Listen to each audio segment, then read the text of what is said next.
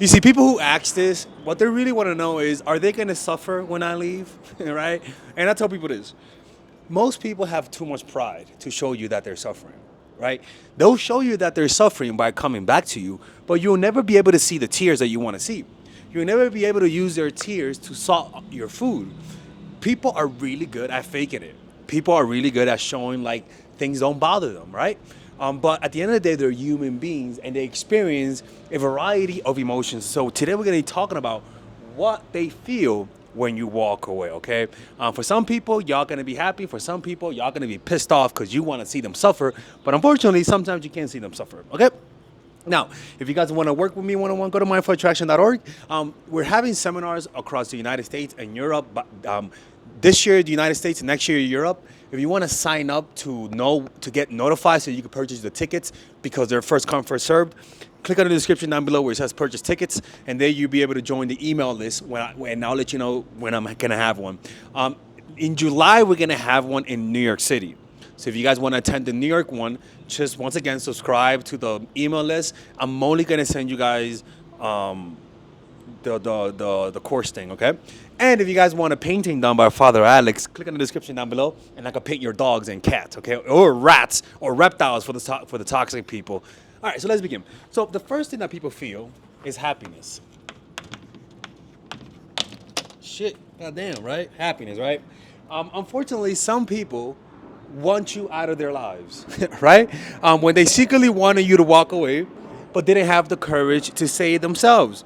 Your decision might bring them relief and even happiness. It frees them from a situation they no longer want to be in, right? Me personally, I don't struggle with walking away, especially if I don't like you. So that's not for me. But usually, nice people struggle with this. Nice girls, nice guys, people who are not good with confrontation, and that's really a lot of times I say this is when you're going to be your most attractive self because you're going to confuse the living shit out of them and it's going to make walking away even harder, all right? So that's one thing, that they're happy, and you know that they're happy because they're passive aggressive. Now passive aggressive doesn't mean that they're like intentionally being assholes, but that they struggle telling difficult things. They struggle hurting you. They struggle hurting people. They struggle with confrontation. So that's how you know that they're going to be happy. And you can kind of sense it. You're like, I don't think this person likes me, but they're telling me that they like me. You can kind of sense it.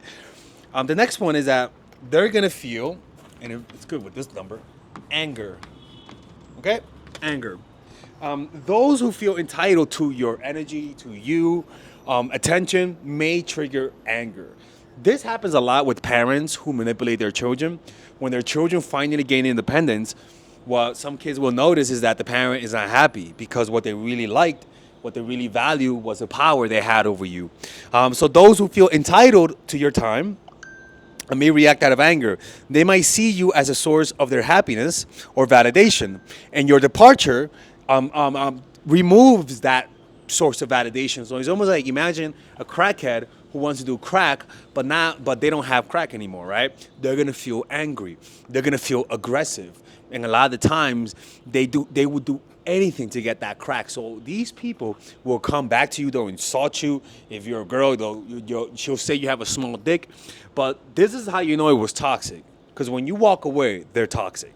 They get angry, right? And by the way, the last one is really the best one. If the person feels this, the last thing, that's how you know you dealt with a good person. The next thing is that they feel confusion, right? They feel confusion. Now, why is that? Well, some people feel confused, especially if they didn't see it coming or if they don't understand the reason. This confusion can lead people to actually self-reflect, and in some cases, frustration as they try to make sense out of your decision, okay? And this is why most people call me because they don't understand what the fuck is happening. Why did they walk away? Everything was good. There was no fights. Why did they do that?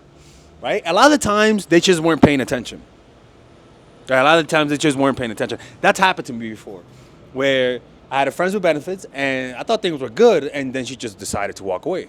And I was like, what the hell happened? And then she was like, I just wasn't happy. And I was like, I thought we were happy. And she was like, you just weren't paying attention, motherfucker. Like, I wasn't happy. That happens a lot where people are too egocentrical, selfish, too worried about their lives. A lot of the times you'll notice this with people who are boss bitches, people who are really busy, really ambitious people. They lose touch with their partners and they don't notice the changes. They don't notice that their partners resents them. So when you walk away, they get confused. They don't understand what the fuck happened. Right? And this type of person will actually beg. They'll come to you. They'll say what the hell's going on. And they'll be the ones that make a lot of effort. The anger people will also come back, but they'll come back because they hate the fact that you left them. The happy ones, you will never hear from them again because they're happy. Unless they're avoidant and they change their mind as soon as you have some distance, right? That happens a lot. The next one is that they feel regret, actually. It goes to this one, regret, right? Where people don't know how they feel. People don't understand that maybe they're the type of person that doesn't want things that are there. They just want things that are not there. They chase ghosts. And if they value you but took you for granted, and a lot of the times you might be the cause of that, walking away can trigger feelings of regret, right? And so sometimes it's necessary to walk away to wake them up. They may start to realize that they lost and wish they treated you differently. And so what they'll do, they'll come back, they'll beg. And what you want to do is that if they do feel regret, take them back. But only take them back once. Once you let them back once, if they repeat their behavior, now you're dealing with a pattern. And like, people never do things just once. They always repeat their behavior. They always rhyme. Next one is that they're actually going to feel respect for you. They're going to feel respect. And this is especially if you were a needy McGirt, right? If you were a needy motherfucker, creepy like a child, they're going to feel respect. And a lot of times this is for the needy people, the people who have no control of their emotions. Sometimes your partners don't want to be with you because they just don't respect you. You're just too pathetic. You have no backbone. You can't walk away. And so when you walk away, they start to respect you. And sometimes they come back because all they wanted to see is you stand up, is you have a backbone, is you have some standards. Because unfortunately nowadays people are so needy and creepy that they don't have no standards for themselves, right? The next thing is that they feel relief. They feel relief, okay? And in some cases, your decisions to walk away might align with their unspoken feeling. They may feel relieved that you took the step that they were hesitant to make themselves, okay? And this one, like I said, it's usually people who struggle confronting. Nice people, right? Nice people struggle with this one. And the last one, not the last one, Jesus Christ, man. Is, let's put this one right here, actually. Sadness. A lot of the times they got used to you. A lot of the times it's like it's almost like a feeling of emptiness. Like when you enter your apartment and somebody moved out and just took the couch, right? You're like, ah, fuck that couch, right? They feel that emptiness, that sadness because you fulfill something in them. If there was a genuine connection, if they really like you and appreciate you, they're gonna feel depressed. They might call Father Alex, okay? And this is actually natural. This is healthy. They might come back because they want to see you, but this is one of those responses that are really good. Well, the next one, actually, let's put this one, man. Aggression or jealousy. This is Bronx mode people, man. When you leave, they get aggressive though. They'll slash your tires. They'll tell you have a small dick. They'll spread rumors. Look, man, if they're doing this shit, that means you fucked up. You couldn't read that this person was a psycho. That you fucked up if this is how they react. Because you have to, people give out signs. Let's just put it that way. They give out signs. They warn you, right? People give warning bites. And last but not least is that they feel empowered, right? It might make them reflect on their boundaries, right? It might inspire them to stand up also, right? It might inspire them to change. It might inspire them to walk away from things that are not good for them. Right? Sometimes people need to see other people like cut their losses and do something that in the short term doesn't benefit them. And sometimes they get inspired to do the same, right? Through example. Because Humans imitate. We're primates. We imitate each other, right? So remember, man, happiness, anger, confusion, regret, respect, relief, empowerment, sadness, Bronx mode, right? If you get this shit, man, you fucked up. If they go Bronx mode, you fucked up, man. You knew that shit was coming. You saw that they lived in the Bronx. You saw that they took picture at Yankee Stadium. What the hell are you doing, man?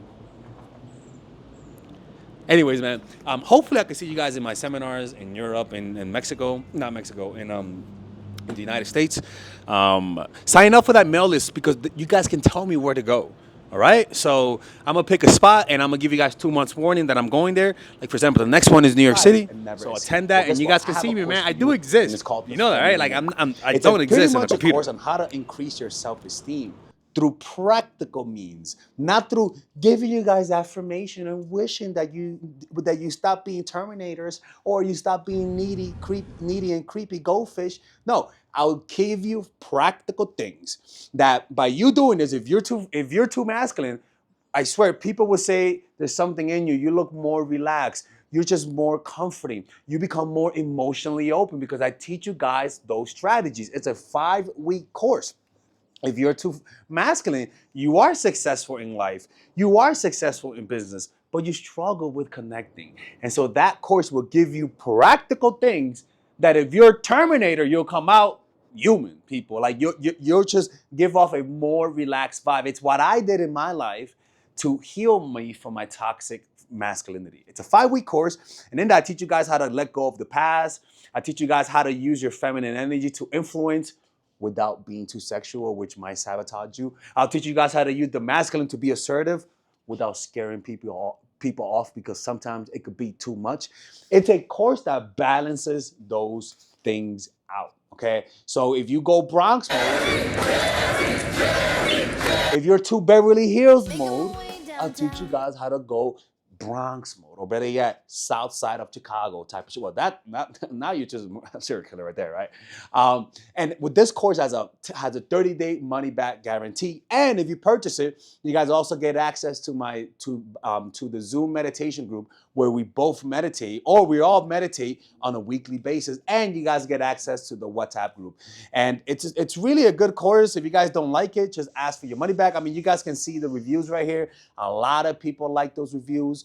And you'll see the results. And if you don't see the results, then I'll just give you your money back. I'm not gonna scam you guys if it doesn't work, but I know it's gonna work. So you do that now. Don't end up like Frida Kahlo. All right? Don't do that shit. Y'all just think you guys can break my rules and tell people you watch my channel. You can't do that. Okay? So purchase that right now. It's a lifetime. You get lifetime access to that course, and I'll see you guys inside. Take care. Let's continue with the video.